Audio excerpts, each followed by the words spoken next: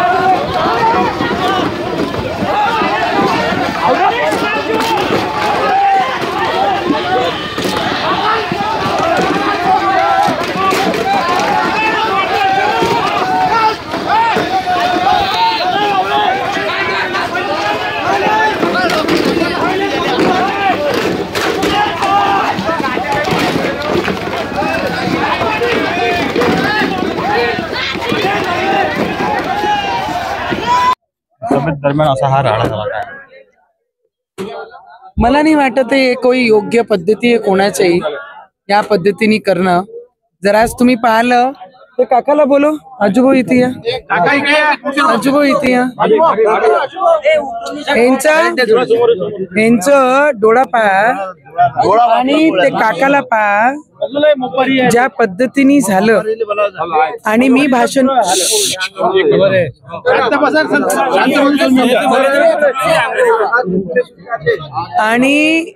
भाषण करत असताना हे सगळे त्या बाजूने उभे होते, ते वेगवेगळे पद्धतीने बोलत होते, टॉन्ट करत होते। यांनी उत्तर दिलं कि कुछ भी मत बोलो भाभी के बारे में।